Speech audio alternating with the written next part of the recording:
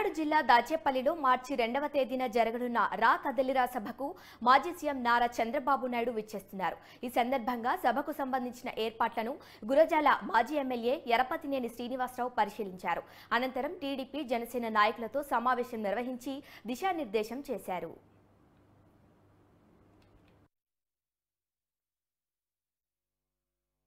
మార్చి 2వ తారీఖు మధ్యాహ్నం 2 గంటలకి దాచేపల్లి మున్సిపాలిటీ పరిధిలో గౌరవ తెలుగుదేశం పార్టీ జాతీయ అధ్యక్షుడు మాజీ ముఖ్యమంత్రి నారా చంద్రబాబు నాయుడు గారి రా కదలిరా భారీ బహిరంగ సభ ఇక్కడ జరుగుతుంది. వచ్చే అసెంబ్లీ పార్లమెంట్ ఎన్నికల నేపథ్యంలో రాష్ట్ర వ్యాప్తంగా జిల్లాల పరిధిలో జరిగే ఈ సభలు రాష్ట్రం అంతా కూడా చాలా విజయవంతంగా ఉన్నాయి.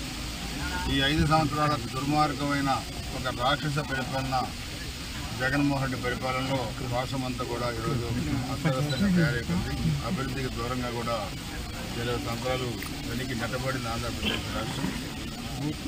ఈరోజు కృష్ణార్జునులాగా రామలక్ష్మణులాగా చంద్రబాబు నాయుడు గారు, పవన్ కళ్యాణ్, తెలుగుదేశం పార్టీ, జనసేన పార్టీ 2 పార్టీలు కలిసి వచ్చే ఎన్నికల్లో ఉమ్మడిగా పోటీ చేస్తూ ఉన్నాయి. కాబట్టి 2 పార్టీల కలయికతో ఈరోజు ఆంధ్రప్రదేశ్ రాజకీయ ముఖ్యతనే మారిపోయి రేపు చాలా వన్ సైడ్గా కూడా తెలుగుదేశం పార్టీ, జనసేన పార్టీకి మెజార్టీ రాబోతూ ఉంది.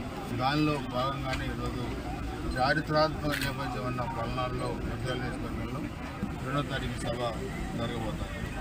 మార్చి 2వ తారీఖు మధ్యాహ్నం 2 గంటలకి దాచేపల్లి మున్సిపాలిటీ పరిధిలో గౌరవ తెలుగుదేశం పార్టీ జాతీయ అధ్యక్షుడు మాజీ ముఖ్యమంత్రి నారా చంద్రబాబు నాయుడు గారి రా కదలిరా భారీ బహిరంగ సభ ఇక్కడ జరుగుతుంది.